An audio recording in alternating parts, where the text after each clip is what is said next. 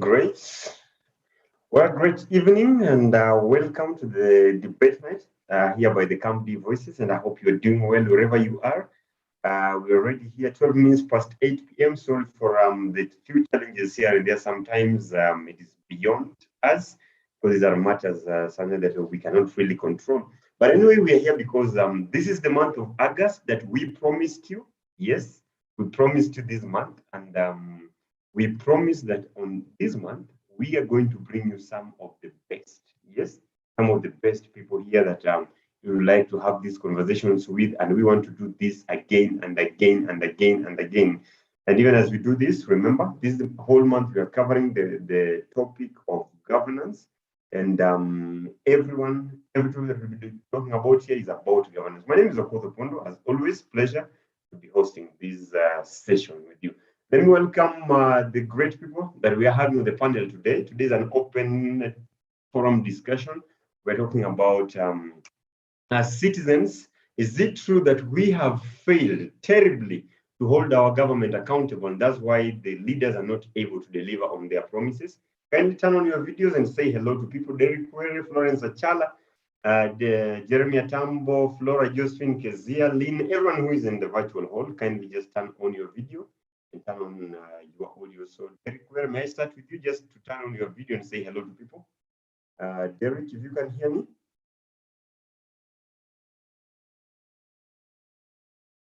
Derek Were. Josephine, Flora, if you can hear me. Yes, I can hear you. Turn on your video kindly and say hello to people. Derek Were, I don't know whether Derek can hear me. Okay, I'm sorry. I am not in a position to turn on my video kindly for tonight. Okay, I have to Derek Were, without you on my video. yeah, we are live, Flora. Derek Were. Thank you so much, guys. I hope you can hear me loud and clear. My name is Derek Were, part of Kambi Voices. I'm joining you from Nairobi, Kibera to be specific. Okay, wonderful. Omukoko, maybe you can turn on your video. Please, you can turn on your video powerfully. If you can't, I deeply understand. Okay, Omukoko, how are you, brother? I'm fine, thank you, Opondo. How are you? I'm good. Where are you joining us from? I'm joining you from Mumias in the great Kakamega County. Thank you. The great Kakamega County. Kezia Care, and of course, Flora, now you can say hello to people, even at the background.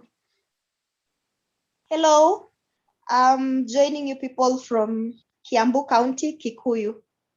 Kiambu County, Kikuyu, wonderful. Jeremy Atambo, turn on your video and your audio, say hello to people.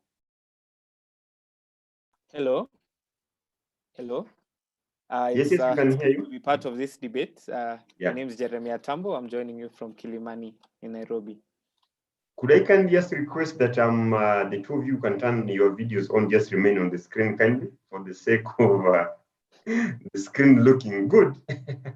Okay, but anyway, this month we are looking on covering a very, very critical topic to us, the topic on governance. You know, the last month we were struggling with the COVID-19. We tried bringing all topics from all angles. Hey, what will but today we are back. Atambo, if I just start with you very quick, you know, after every 5 years, our leaders come back to us, or they go to the 190, to the citizens, to ask for their votes. And most of the time we say it is like sweet talking a lady, or a lady sweet talking a gentleman. That, you know, this is the reason as to why you need to give me your heart. Let me say so. And after some time, it was because of the promises, ABC, you know, Derek promises Kezia, I'll be taking you to Java, I'll buy you this, I'll buy you that. And now Kezia falls in, or Atambo does it to Lynn, or Lynn does it to Derek, and then Derek falls in. Later on, you realize, okay, the thing that made me get in this relationship is no longer there. Are we the ones to be blamed, Derek? That when the leaders come to us, they tell us all the best things, and later on, these things are not fulfilled. Are we the ones to be blamed, Derek? Thank you so much. I think I'd said earlier that there is no community or society that can produce leaders better than the citizens themselves. And the Constitution, under the Chapter 1 of the Constitution, says the sovereign power belongs to the people. And I therefore believe, now that we are a democratic country, it is our mandate as citizens of this country to elect leaders who are competent enough to serve us and to serve the interests of Wanjiku. So I strongly believe that most of the time we fail our country because we choose to fail bad leaders because of petty issues, petty things that they offer at that moment, that we don't consider the long-term goals that will make our country better, improve service delivery and other aspects of life that we need on our day-to-day activity. So I strongly believe it is the citizens who have terribly failed to elect leaders who are competent enough to serve us and to serve the interests of the country. So to you, Derek, it is about the leaders we've elected. It is not about even after, assume that we even get some of the best leaders. Is there still need of keeping them accountable, holding them accountable to some of the promises that they make? I believe the Constitution is quite clear when it comes to ensuring that we have kept our leaders on check. We participate in budgetary processes. There are many avenues on how we can engage our leaders. It is in the Constitution, but apparently we don't do this. The only time we see our leaders being put into scrutiny is when there's a political agenda. When, for example, Party A thinks they have the number in Parliament, they have a quorum, and they decide they want to, impeach a particular leader because he did not support their ideologies. But the common Mwananchi has never, or he rarely takes part in ensuring he has kept his or her leader on track, which I find it sad. And, we can't blame them. It is so sad that today we are even praying for our leaders to die or to be, bedridden so that they can stop, humiliating and, abusing power. But that cannot reign forever. It is our duty to go and do the right thing, elect the right leaders, keep them on check. Leaders can only be good if you keep them on track. Number 3, we are the employers of these leaders. We are the ones who have given them the mandate to serve us and not the other way around. Therefore, any good employer must always regularly check on how his employees or her employees are doing or are performing at workplace. So I think, and I believe strongly, we have failed this country as citizens. Thank you. Jeremy Tambo, is it true we are the employers or these are just notions? Because the way our leaders behave, are we really the employers? I believe we are, because you see, in a great democracy like Kenya, the elected officials are the ones who are responsible in how to govern us and are really accountable in how they govern the public. And in such a case, it's us, the voters, who hold the power. And we can influence and shape, we can alter the coalition of parties that are maybe in power, or, if it's just one, we can throw it out. And I think with the capability that we have on our hands, we have the power to change this great country to how we see it or how we perceive it. Yes. What is your take on this, brother? Yeah, I think I fundamentally disagree with. Yes, Simon, behave. Kindly, if you're not on the call, if you're not talking, kindly mute. Okay. Let's go. Okay. Yeah. Thank you very much. I think what Derek fails to acknowledge is that Kenya is an indirect democracy. And an indirect democracy, we place our power in institutions. We place our power, like the judiciary, which is supposed to help us in keeping our leaders in check. We also place our power in institutions like the parliament, where we have elected leaders who are supposed to help us in keeping some of these leaders in check. And so the checks that we have are not directly in the hands of the people. We do not hold referendums frequently, as maybe a country like Switzerland does.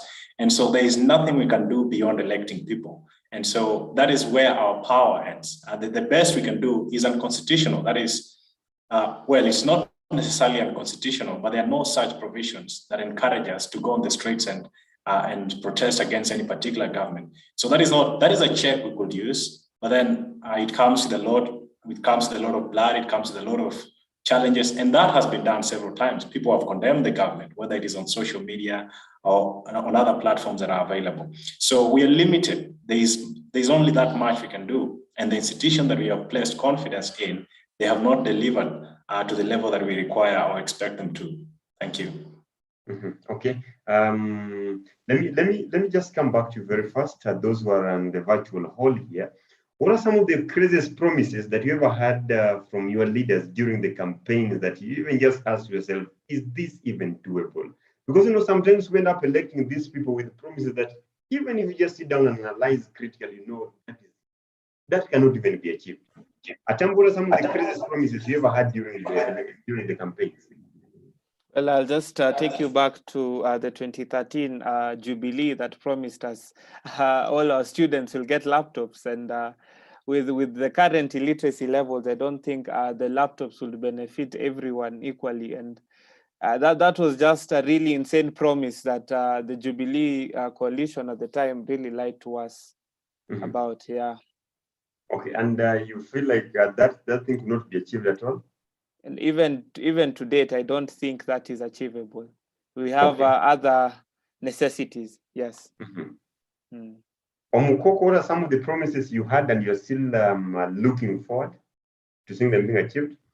Yeah, I've not been keeping track, but I remember, was it William Samoei Ruto was saying that in the next 100 days, that is the lead up to elections, the price of maize will be 40 shillings, and that should be maintained throughout their leadership period. I think that has kept on fluctuating, and that is left the loss of demand and supply. So it's a promise that was just out of place, just to convince the poorest people to know that they will have a maize at a cheap and affordable price.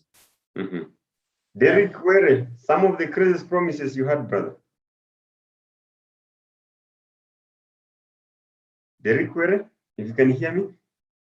Josephine Flora, you can just unmute, and this is an open conversation for all of us.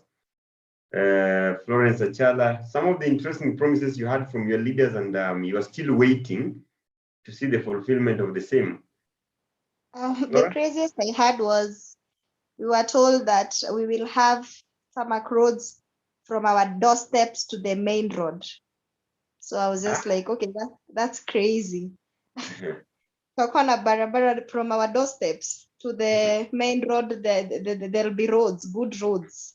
And to date, still I can see hakuna anything, like even the small stretch to the main road is not complete. So I'm still waiting. You're still waiting for the tarmac roads. Okay. Derek Were, joining us with a different device. Go on. The question is whether the government. No. We are asking what are some of the craziest promises that you had. You are still waiting. I think I've lost you. Yes, it's Derek. You are hanging, but the question is, what are some of the promises you had from our leaders, and you are still waiting for the fulfillment? I think we had been promised 5 to 9 stadiums by the Jubilee government. We are still waiting. We had been assured of housing. There was a project called Boma Yetu. People registered for Boma Yetu, 1 bedroom, 2 bedroom. We are still counting days, months, and yeah, it has been a long process of years, and we're still shaking hands to date. And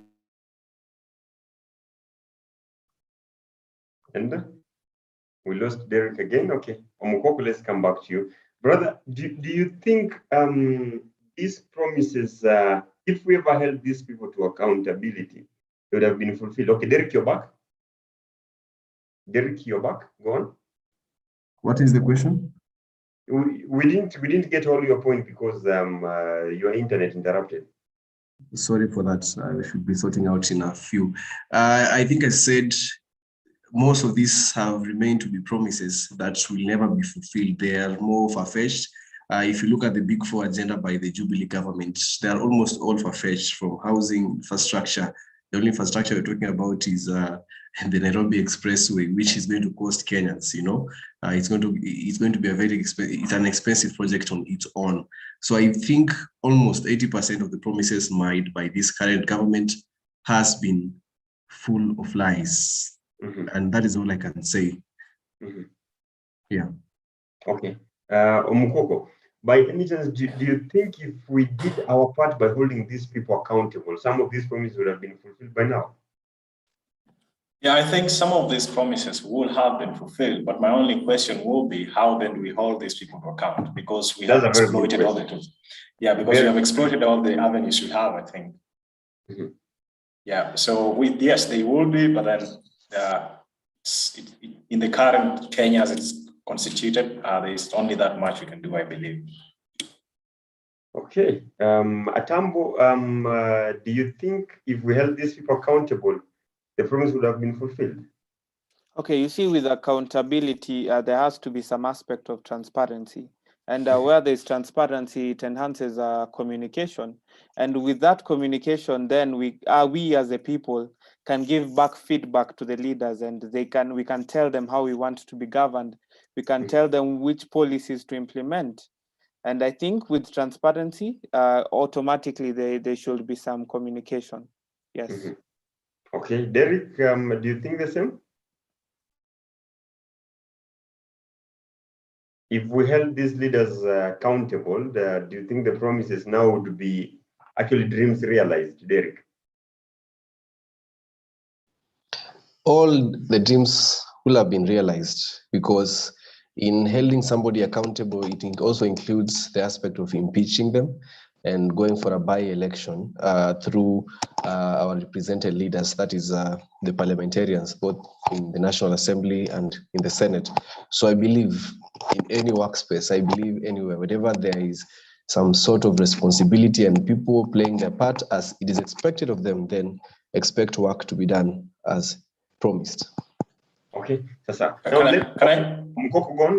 Go on. Yeah, can I just weigh in on that? I think Derek talks about impeaching these leaders, and I wonder if the Constitution provides for people to be impeached for failing to deliver on their promise.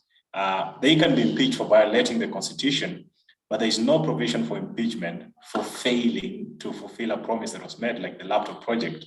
I wonder whether that has any constitutional basis. Maybe Derek, you can respond to that.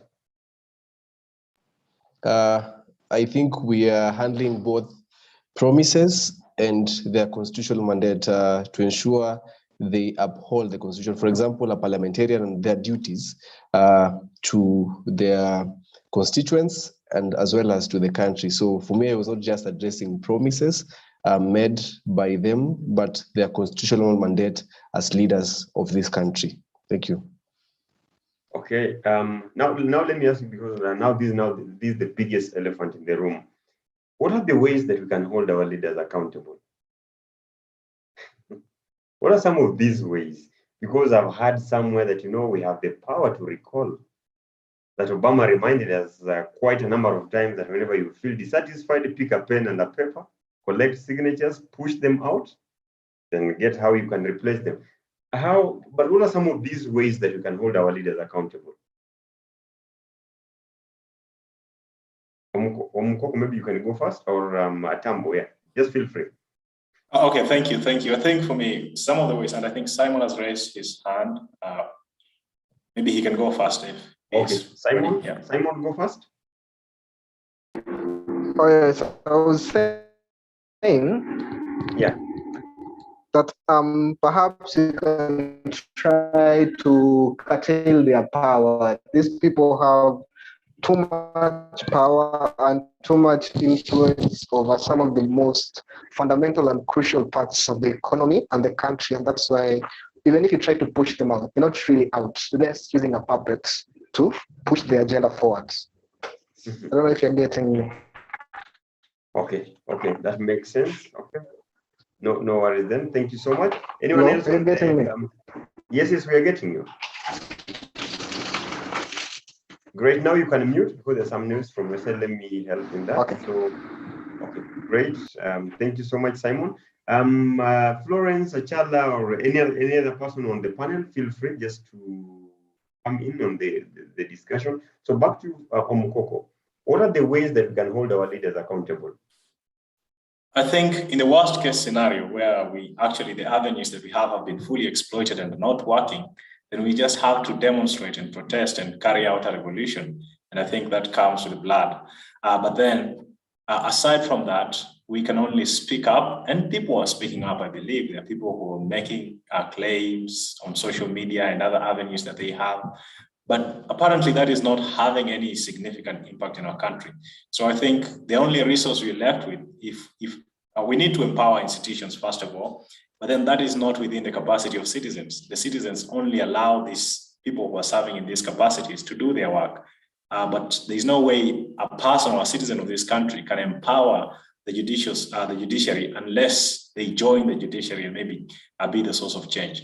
And so in my view, is that where we stand today, we have only one option to actually reform this country, and that is to carry out a revolution that then sets the standard and brings in a leadership that is fairly radical for a bit of time, just to get things in line, and then we can then shift to a more relaxed environment. Do you think with the demonstrations we are done? I mean, have you seen any effective demonstrations in Kenya?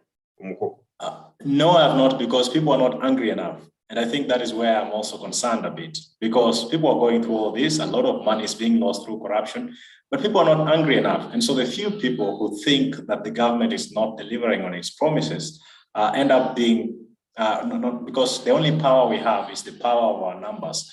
And so if we let 1, 2, 3, 4, 5 people to go on the streets and they are beaten up by police and a few of them arrested, then we can't have any results. So my greatest concern is that people are not angry enough. But if they were angry enough, then the government will actually be scared of them. Excuse, if I may interject. Okay. Yeah, I think people are angry enough, but at the same time, Mkoko, I think you have to take into account the social economical changes that we have to sacrifice, that we have to give up for a revolution, and I don't think Kenyans are in a place to make that sacrifice. Because if you look at Chad, that country is in war. They revolted against the government, they killed the president, and now if you look at the videos all over social media, you just see buses filled with bodies. We were once there, 1963, 2007. Kenyans are not, Okay, Simon, we lost you. But unaccustomed to war, we just prefer to avoid it. But I think if the government will have a question.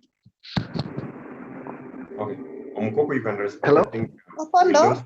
Yes, Yeah, Flora, I think another big problem we're suffering as a country is I don't know if we are blind or what's happening to Kenyans, because you'll find most of the time we bring back the same people over and over and over. So it's like they're so used to us, because the one person will come this year, tell you the same promises, after 5 years comes back, and you still entertain them and listen to them and still vote for them. I think we can start from there. If you've given someone a chance, it's 5 years that they've done nothing, just remove that person totally. They come back, you can even chase them away. Me personally, I think if I was in a position to, I'd seriously chase that person away, because what are you coming to tell me that you did not get a chance to do for the 5 years? Let's go back, sit this person down, go back and check. For the 5 years we gave you a chance, what did you deliver on? Did you deliver even half of what you promised us? No. So why are you coming back to us? You don't vote this person in. I think the first step will be for Kenyans to just change their mindset, shift from looking at people from their pockets, shift from looking at people from their tribes, start looking at what has this person done? Yes, tumewapatia chance, but have they delivered on what they had promised to deliver? No, they've not. Then why are you even giving them a listening ear? They're not worth your time. They're not totally worth your time. Opondo, I think you understand when we look at, we once were with you in this whole politics thing, and you saw how Kenyans are looking at things, the angle at which they're taking. They'll first come and look at you and they're like, Ati, you are young, so they can't give you this position. Ama they start telling you, kuna wenye he position. So what is the direction, or what are they using as their vector to state that this is the person that's supposed to be here and this one is not supposed to be here? If you go back, you'll check it's either age, or they've been there for so long, or they have money or power. I think that is where we go wrong from. So when we start from there, then there are other steps we can take to bring the change we want before even reaching the point where we now have to fight. Wonderful. Okay. Can I just respond to that? Yes, you don't mind. Before you respond to that, let me also ask those who are in the virtual hall here, maybe just go straight to YouTube, to our YouTube, where we are live right now. And you can, let's keep the conversation going there. This is the link. I've shared it with you severally. Raise all the questions that you are raising there, so that we also encourage people the other side also to keep on with the conversation, so that they get to know that the conversation is going on. Tonight, the question we're asking ourselves is the government failing on delivering the promises because we are not ready and we're not holding the same government accountable as citizens? Have we failed? Yes, that's the question that we're asking. Have we failed to hold our government accountable as citizens? Hence, the failure in delivering the promises that they gave us. Go straight to the site. We are live on YouTube. Please, let's keep the conversation going because maybe not all of us will get opportunity of saying something on this side. If you are in the virtual hall, please just follow the link, head straight to YouTube, and let's put those questions there. The question I'm asking: are Kenyans ready? Are Kenyans willing? All the things that we're talking about, the Constitution gives us the power to do some of these things. But when is the last time that you ever heard of people even visiting the area MC's office or the area MP's office to ask, this is what you promised, did you deliver? Even before we start talking about the president, that is very far away from us.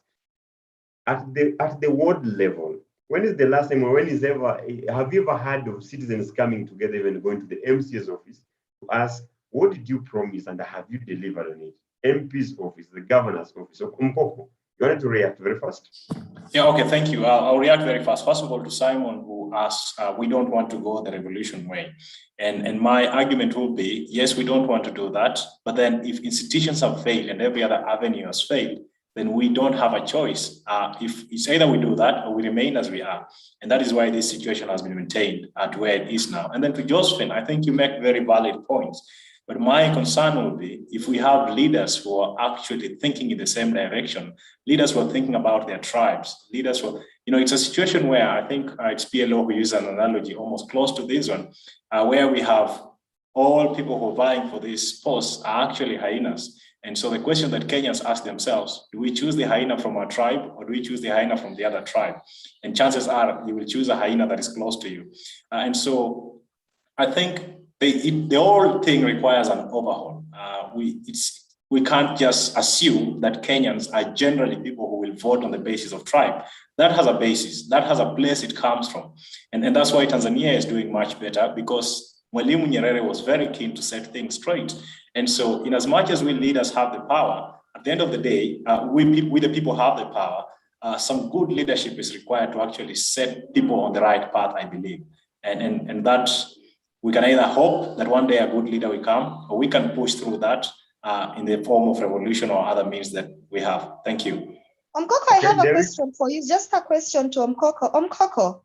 Okay. Do you think you can make a good leader? That's a good question. Well, in a democratic society, the people will decide. But if I were to be asked, I think I will. You would make a good leader. And do you think people would vote you in as a leader? I think politics as it is right now in Kenya does not attract leaders. It only attracts people who are canny enough. I think that provides you with the answer. I think that provides us with the answer. We don't allow the right people to fit into the positions. That is the problem. Let's vote in the right people and we will get what we want.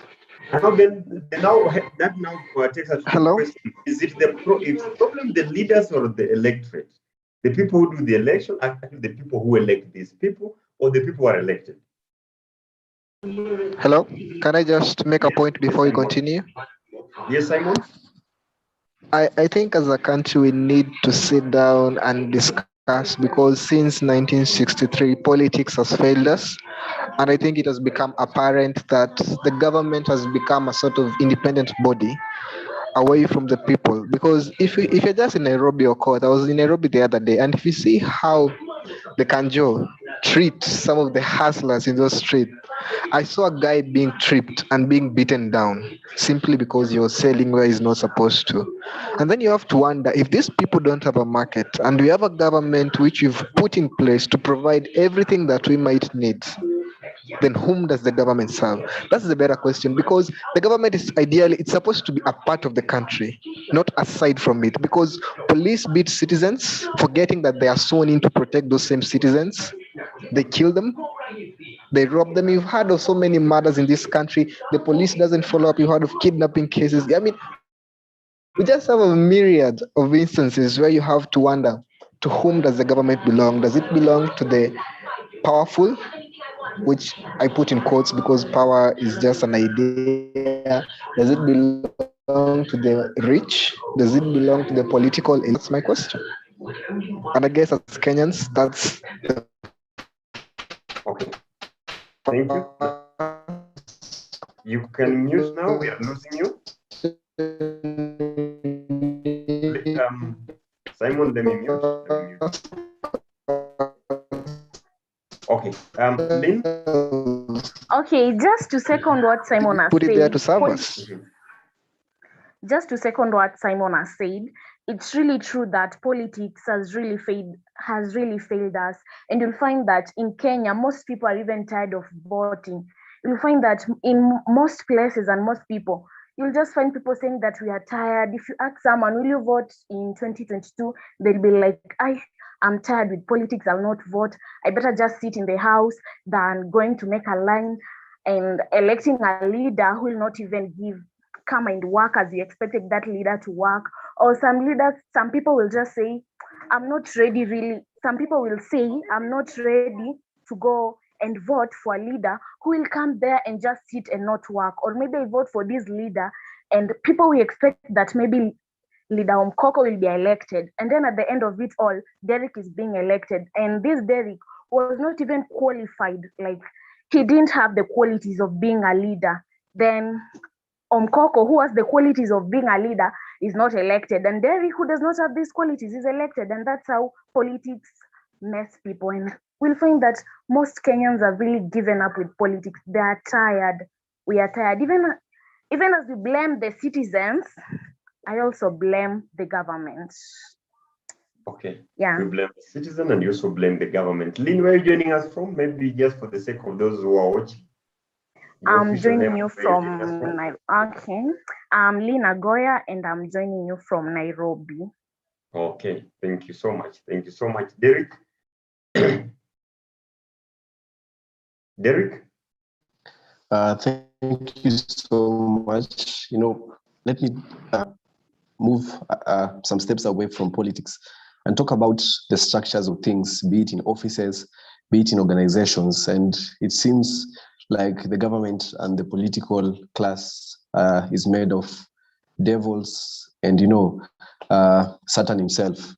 And it makes me wonder, there are so many organizations, there are so many companies, there are so many working spaces you go, and people have been given positions based on who knows who. They don't have any qualification. They cannot substantiate what has made them get that opportunity. The kind of services we get away from government is same case. So for me, this is a conversation of, it is a culture, it is not a government. I don't see any difference between what the government or other political leaders are doing from what other leaders in different spheres are doing outside here. And that has been a culture that we have adopted for a long time. And someone once said, when nepotism doesn't favor you, that is when you call it nepotism or you call it corruption. But when it favors you, you call it connection. And now when it comes to other people who are leaders who we have been mandated to elect, we start saying our leaders have failed us terribly in all spheres. This is a government we elected, blah, blah, blah. And we keep on using Facebook, we keep on trending tweets, hashtag resign, hashtag, all those kind of, I don't know whether they are hula baloos or what. So I think the most important, the mandate of citizens is to elect competent leaders. But somebody will ask, how do we now realize it is important to elect competent leaders? There's something my friend here, Omkoko, mentioned before even we started this conversation, and he said, it is important we have civic education. And I believe, even in counseling psychology, we are taught that most of the decisions we make as adults are as a result of what we learned and what we acquired as children. Today in our syllabus, we don't have much of civic or topics talking about our government, talking about leadership, talking about the importance of upholding your government, on check. And because by the time we are slowly learning about foreign culture, about World War I, we're learning about the British government, we're learning about, the Kabaka's kingdom and the likes, we are slowly losing interest in how our government is running. Ask any young person who is between the ages of 18 all the way to 30. These people don't have interest with government. They don't care who becomes who. Some will tell you they don't even know their governors. They don't even know their senators, because it is a culture that was, instilled in them back in school.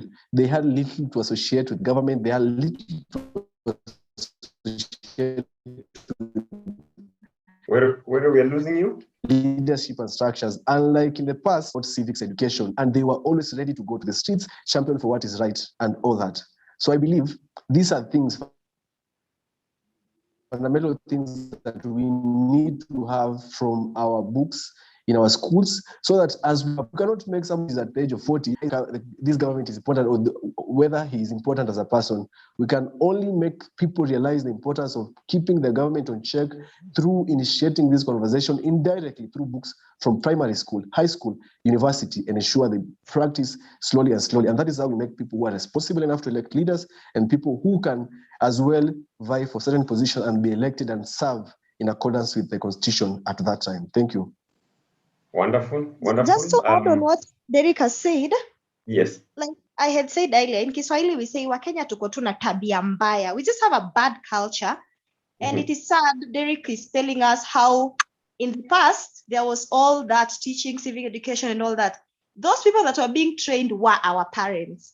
And then now they're the same people raising us differently from how they were being raised. So I am wondering, where did the rain start beating us? And you know, when he mentions about the system of education, I'm just looking at the kind of the vector that our education has taken. It's all about exams, passing exams, moving from one level of education to the other. The only opportunity I as a student get to hear about anything about politics or that or anything is from my neighbors, my parents, and maybe the older people that are around me. And when you hear them talking, they're not talking about the right things. They're not doing the right things. So you wonder, okay, you grow up knowing this is how things need to be done. You hear your mom saying, nitapigia kura mtu fulani, or I'll vote for someone, for this person, because huyo ni wa kwetu, or they're from our tribe, they're from our home. So you grow up knowing, if this person is not from my tribe, I don't vote for them. So that culture continues growing and growing. And this takes us back to, what is the way forward? What can we do to kill this culture? I think we also need to look at our system of education and remove all these things. I am not happy being taught about the British government and the German government when I don't know anything about my Kenyan government. Like Omukoko had mentioned earlier, most of us don't even know the duties and responsibilities of a member of parliament. It's because our education has put more emphasis on the irrelevant things than the relevant things that are crucial and to the lives of every Kenyan. Okay, Tambo, you're here. And before Tambo, Omondi Roslyn, we are almost coming to the end of this discussion. Omondi Roslyn, you can unmute and maybe share your thoughts. Omondi Roslyn, or even Midi Bear. Midi Bear, you can unmute, say hello to people, let us know where you're joining us from. Professor Weshuli, welcome back, and of course unmute and say hello to people. And then just, it is also important that to note, Derek has reminded us of something that is very, very important here, that even before we get into the murky politics, how do we handle ourselves in different organizations, in the different spaces where we work? Everything is about favorism, and I mean, you get a position based on who you know, you get sometimes, let's also just be honest here. We even have students, like most of us here, who ended up in schools that maybe through some very weird ways, parents had to pay for you to get something there. So already the teaching that we are having is that whenever you have money, you can always buy your way. And now when you buy your way, accountability becomes very difficult. And definitely that's something that also Derek was mentioning. Let me come to Professor Weshuli. Professor Weshuli, you're on the call, sir. Okay, thank you, Mr. Okoth. So actually, this evening, what I'd like to point out first, according to today's subject, to my understanding, it has said that citizens, we have failed to hold our government accountable. That's why they will not deliver their promises. And most of the guys are looking at the issue of coming up with the leaders or electing leaders. But I can say the issue of election is another different issue to what we are discussing right now, because what we are looking at is a situation whereby you have already elected this leader, and before you elected this leader, there is some promises that this leader had already made. But now this leader has not delivered the promises he or she had promised. That is why today's subject is bringing out now to say that the citizens are the one who have failed to make this government to be accountable. So it is not an issue of first electing. I think guys will have to understand that. That's why most people are blaming, oh, you choose wrong leaders, you do what. That is that one aside first. Let us check on the accountability. That is the issue that we are supposed to be looking at right now. I can say firstly, when as a citizen, when you choose your leader, they have played their part. Mm-hmm. It now comes to a point that this leader had made a promise, and this leader has to do as he or she had promised. But the problem is, these leaders, they have a failure to access their own ignorance. Mm-hmm. I mean, this is the ability of leaders to know what they ought to know to be successful in their work. Mm-hmm. To be continuously successful, leaders must hear, see, and experience what is truly going in the system they run or manage. Sometimes leaders do not understand very well what these citizens need.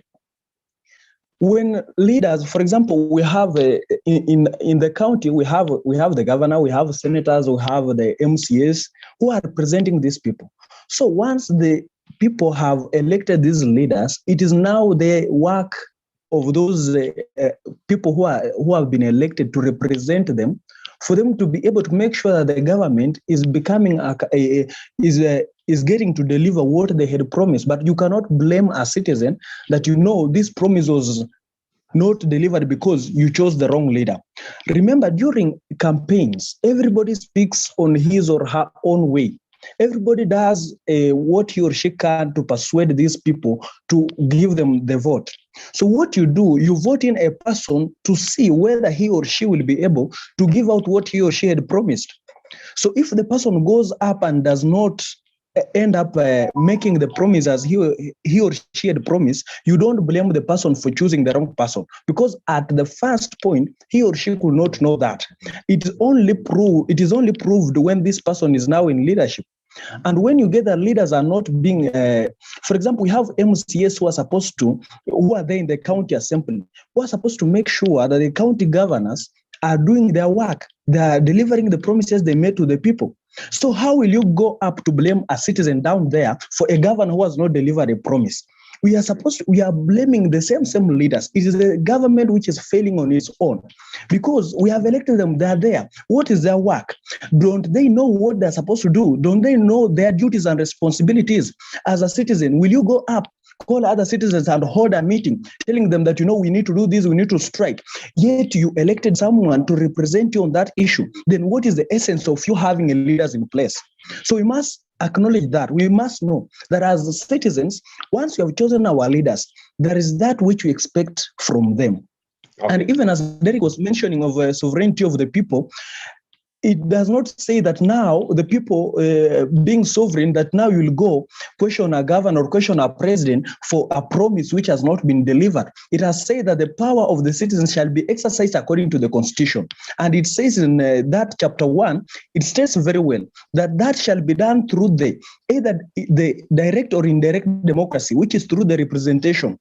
The people, the leaders whom we have placed there as MCAs or those governors are the one who are to be accountable. We are the one to blame those ones. So let the government be accountable on its own, not the citizens who are being blamed for the government not having delivered the promises they made to the people. Thank you.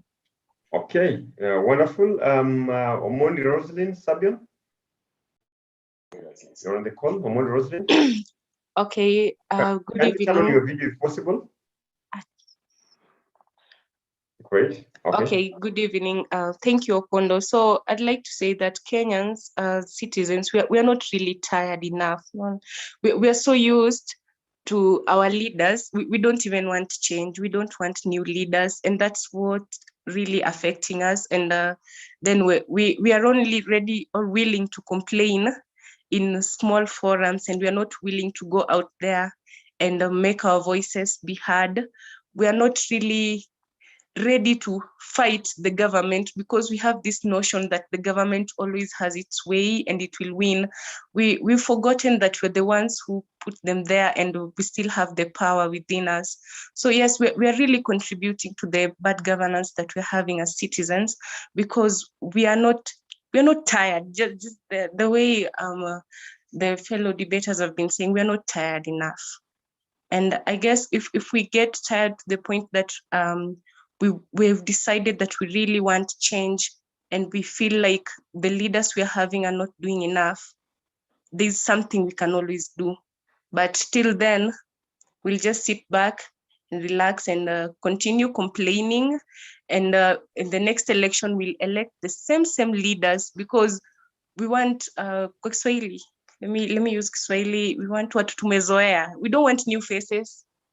We just want someone we know, like someone we understand the background, and that's the problem with our election system. We want to see the same face every other year, unless that person dies or something happens, or he or she does not stand up for the elections. That's when we can decide to choose another leader. Okay, wonderful.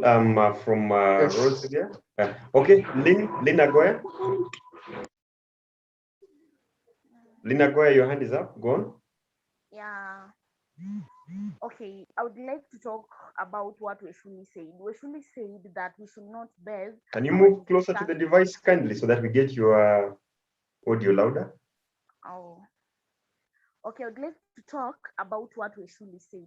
He said that we should not base so much on voting by blaming the citizens. I would like to tell you that election is a very key point. You're telling us that we should not blame the citizen because a citizen went to vote without knowing the intentions of the leader. Like Justin said, we'll find that a leader has come to ask for your vote like 2-3 times. You elected this leader the first time, he didn't do what he promised that he will do. So when this leader comes, the second. Okay. Who was okay. As a citizen who has a vision for the country, I cannot vote for this leader because the last time he came, he told us that I am going to do this, and yet he didn't do it. So the second time when Lynn, what is happening? Lynn, we can't hear you. And right now, Lynn. Okay, that's better. Go on. Okay, remember that my vote really counts. When I elect this leader for the second time, I would have failed as a citizen because it's like I'm a fool, I'm a coward. If he promised this and is not doing this, why am I electing him for the second time? So surely, I simply believe that voting is a very key point in public participation. Yeah. Okay, wonderful. Simon, your hand is up. Yes, I wanted to say that concerning Professor Weshuli, you cannot bring into accountability someone with whom you don't have familiarity. I have a kind request, Simon. Yep. You can reduce the volume of the TV already, then come back. Kindly meet bear, go on. Okay, let me see what I can do. Okay, hi everyone. So I think that let me use an example. If you're going to the farm and you're going to eat, for instance, maybe just do a quick intro, who you are, then where you're joining us from. If possible, you can turn on the video kindly. Oh, okay, sir. Wonderful. Go on. Okay, I'm Midi Paul. I was invited by Mukoko, he's my friend. So I have this example. If you are going to the farm and you're going to eat, yeah. So to remove the weeds, you have to uproot them from the roots, not by just cutting the stem and the plant, the whole plant. So what you're trying to do is we are trying to cut the weed from the stem and above, and you're forgetting about the roots. So I think the core issue here, even though that we are trying to make our leaders accountable and all that, as in it won't give us our final solution. Our final solution goes to us going back to the roots, as in going to teach these kids and these young people about having good governance, electing good people, as in making our government accountable and all that. So I think that civic education to young people, starting civic education from young people, teaching them history and all that from the roots is one thing which will be a solution, a long-term solution to this thing. What you're talking about are just a short-term solution about these things. Yeah, that's my take. Wonderful, wonderful. Linda Goy, your hand is up again. Lynn? Okay, fine. I think she already spoken. She had a problem when she was told. But anyway, here we are, ladies and gentlemen. You know, we can have these conversations on and on and on, but what is important is that now we must get to a point where we tell ourselves then, what are we going to do from here? Yes, now from this kind of discussion, what are we going to do from this kind of discussion? Maybe Jeremy Atambo, Mukoko, and the other people who are here. What are we taking away from this conversation? Because accountability is something that whether we like it or not, it must be done. You hold me accountable for all the debates that we're organizing here. When the topics are not nice, you tell me off. I mean, just say these topics are not making sense. When some debaters did not make sense to us, they appear like they did not do that research. You people say it. Why do we fear saying the same to the government? So what are we going to do from here? Yeah, thank you very much, Opondo. Just in a minute, then we give another minute to another person before we come to the end of the conversation. Okay, just quickly, I think for me, that the best tool we have, and this is why Plato was actually skeptical about democracy, is that when people are not informed to make the right decision, then there is very little democracy can achieve. But my belief is that we need to work towards strengthening our systems, the systems that are entrusted or that are in the constitution to provide checks for our leaders. As soon as we empower those systems, then everything will run right. And I think that takes time, and with education and literacy levels in Kenya are improving. So this is a problem that will end eventually, though it might take a bit of time. Thank you. Wonderful. Jeremy Atambo? Okay. Can you hear me well? Very well. Okay, so what I can say is a lack of accountability may lead to long-term instability, and that's what's happening in Kenya. You know, we've been laxed and we just remain and we're comfortable with the same leaders who mislead us every day. And these leaders are crafty, and they're quite knowledgeable, and they know how to divide us, because they divide us through ethnic lines and such. And as Omukoko said, we need to get informed. We need to know things. We need to be literate. We need to open our minds and know what we want for our country, Kenya. Thank you so much. Wonderful. Derek? Bobby Wine is in his music, he said, see our mentors become tormentors. I think Mukoko has said, Plato also said that the trouble with democracy is it allows even fools to vote. And the only way for us to kill foolishness, because we don't kill people, we kill bad habits, is through deliberate civic education, starting from early age, ensuring we promote civic engagement, ensure our kids have interest and desire for leadership and to choose right leaders throughout their lifetime. And by the time they are in their 20s, their 30s, they will always know the need to elect competent leaders, and they will always see the need for them, of those who are competent enough to vie for these positions and be elected to serve the country diligently as expected of them. Thank you. Wonderful. Let me get a closing remark, maybe from Josephine Flora or Rosalind Omondi. Any lady who is here? Yes. Okay. I think a lot has been said, and I'll say my take home is we need a lot of civic education, and I'll say we also need to revise our syllabus and make sure when it comes to voting, we elect the right leaders. I know Nani Weshuli is not agreeing with that, but he has already told us we cannot know someone until we vote in for them. So you vote for someone and they go there and do shoddy work, don't vote for them back again. Let them go home and retire from politics. Thank you. Wonderful. Rosalind, you're here. And also just give us your take home. Rosalind Omondi, and also Lynn. Okay. What I'd like to say is that it's high time we as the citizens remember that we have the power in our hands and do something about what is really going on, because every time we are acting like we are comfortable with what the government is doing, then we lose the rights as citizens who elected them up there. So we should, in such forums, we should even begin with the way in Egypt, they started with their students. We should even start from the lower level. We can even start with university students going up to the intellect we have out here. then I guess together we can make big steps. Wonderful. Kindly come back to the screen, all of you, those who can turn on your videos, just come back on the screen. I have a question for you as we come to the end of this conversation, because this is a very important month. This is a month that we're tackling governance. And next week, being on a Thursday, a day like this, with the International Youth Day, we are going to storm the social media with one very robust conversation, but on Wednesday evening, not on Thursday. We want everyone to wake up on a Thursday and find that conversation going on. Let me ask and just be very frank with you, Mukoko. Are young people ready to take leadership of this country? Yes or no? No. No. Rosalind, are we ready to take on the mantle of this country?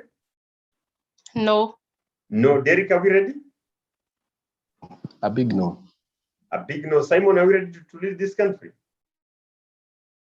No. No. Lynn, are we ready to lead this country?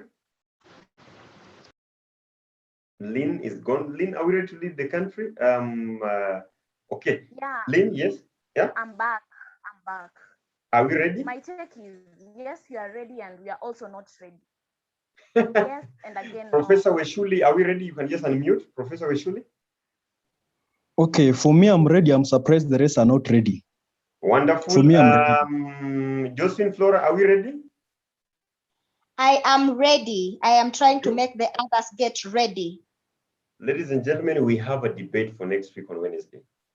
Are young people ready to lead this country? You know, we've been talking and we've been told, oh, you are the majority. You have the power in your hands. Now the question is, are we ready? Majority of you are saying no. I also see about 3 people are saying yes to this conversation. That is the debate for our next week debate night. Next week on Wednesday, 8 to 9 p.m.